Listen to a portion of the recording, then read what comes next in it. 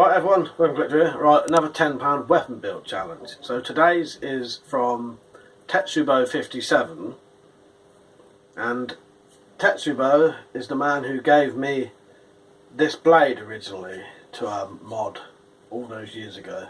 If you haven't seen me make this knife, there's a video to this. And yeah, check out Tetsubo's channel if you like weapon stuff. Tetsubo does a video every single day. His videos vary, you know, in different content, but still does his fair share of weapons stuff and weapons builds.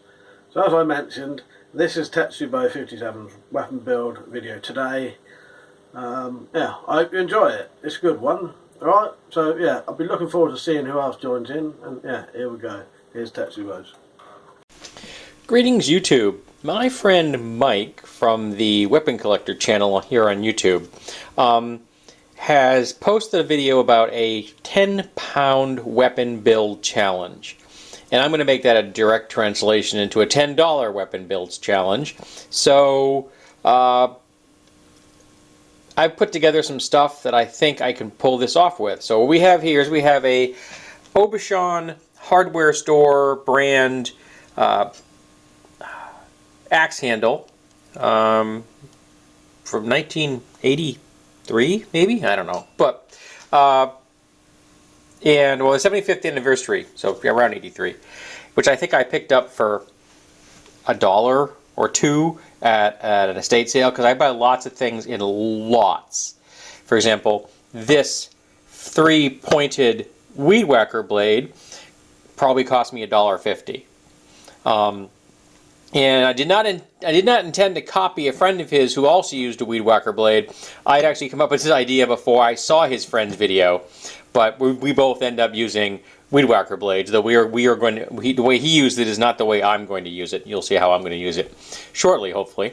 And then we also have some fasteners. Now, I want to use this section of the threaded threads, not the whole bolt. The bolt is bent, and it's way too big for anything I could ever use it for. I got it specifically because I thought I could use it as a heavy threaded rod. This end is in rough shape, so I'm gonna whack this off so I can then fit it into my vise properly, because I have a chop saw for cutting steel. And I'm going to cut off that thread, and then I'm going to figure out how long I want the whole thing to be. I may cut the entire thing off and then play with it and decide if that's too long or it's too short. Too long. If it's too short, I'm screwed. If it's too long, I can always cut it down. And I also have these two fasteners, these two nuts, and these two washers. Now, I bought these fasteners as a lot as well. I got a wooden box with over 100 fasteners in it, and I think I paid $5 for it. So all of these fasteners probably cost me less than a dime.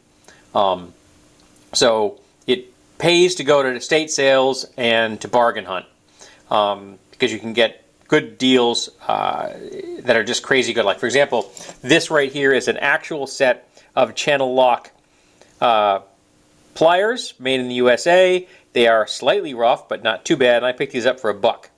So $1 for a pair of channel lock pliers? Yep, I'll take that every day. I just picked that up today. These items have been kicking around my shop for quite a while. This axe handle may have been here for like 4 or 5 years. This is from last summer, and I think this is from last summer as well. So first thing I'm going to do is I need to open up that slot. There's a split in here that is normally used for the wedge that you use to keep an axe head in place. I don't need that. I'm going to open that up so it'll be the same thickness as this right here. So I need to open that up a bit. And I'm going to try using my belt sander for that, because my belt sander should be able to widen that the fastest tool I've got, because I don't really have a milling machine or something, or like a dado blade or a table saw. A table saw would be perfect for this. I don't have a table saw. That would be perfect for this job, but I don't have that. So we're gonna go with what we've got. So I'm gonna try that and see if I can get that opened up enough to fit this in there. And if that works, then I'm going to bring it all the way down till it sits square here at the bottom of that slot channel. then drill a hole, and then that goes through there, and that is like a perfect fit. I can't wait. That's gonna be great. And then if that does fit and everything goes together properly, once I know the distance I want, the length, I'm going to put points on either end there. Not wicked sharp points, more armor piercing kind of skull crusher points. Then it's going to mean, then I'm going to have to sharpen up these edges, which are in horrible shape. I don't actually know what kind of weed whacker this goes to. I don't know if it's a generic weed whacker blade or not, but again, I picked it up for a song with the original intent of turning it into a throwing star, and I can always still do that at a later date. But right now, for this weapon build, we're going to turn this into a weapon with that axe handle. Not that it already isn't a weapon. You threw this right now at somebody, they are going to remember. Okay, so next up is to play with that slot. Alrighty, so we had a change of plans. Here's the change of plans. The other shaft I was using was just not going to work. It was too narrow, and it was going to split on me. So I have this old chair leg kicking around, which cost me even less than the other one. So I just got a rough slot in there. That's how I'm going to leave it, because I don't care how it looks. Again, we're going for the post-apocalyptic look here. And that's something you can do with a hand drill if you really want to. I used a drill press, but you could do that with a hand drill. You could do it with a hand-powered drill if you really wanted to. And that was just done with a, your standard brad point wood bit all the way through. You drill halfway through until you poke out the other side, then drill the other side. That way you don't get splintering. So that's the slot, and that is for the bolt.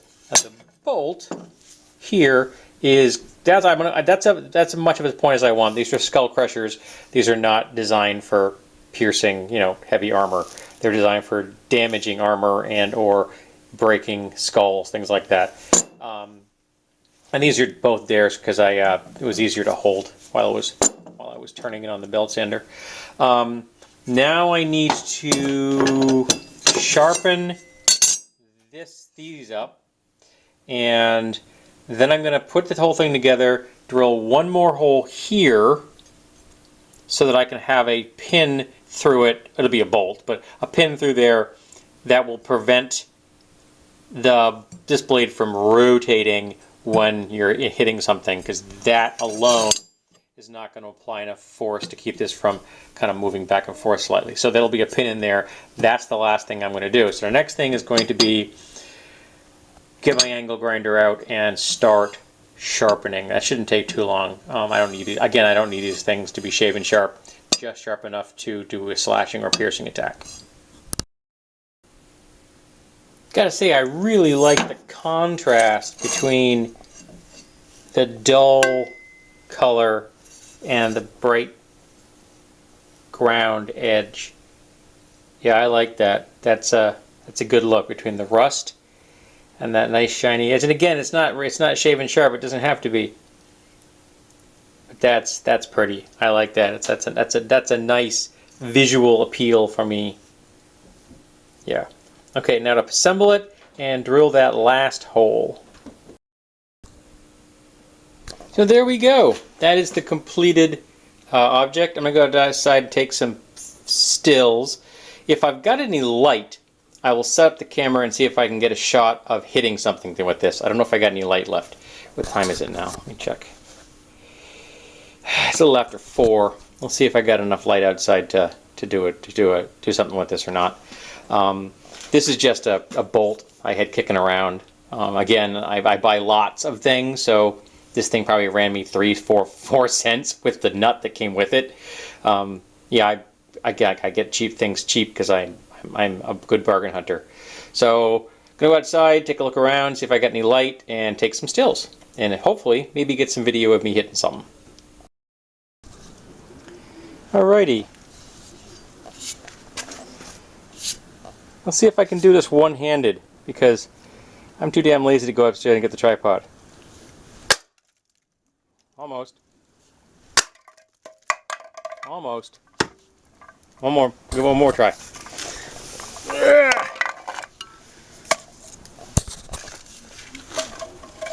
This is The can is most definitely dead, I can tell you that. I'm trying to get this thing up here. There we go. Well, I think you get the point. It definitely hits hard, and it oh, that goes deep, man. That goes in deep.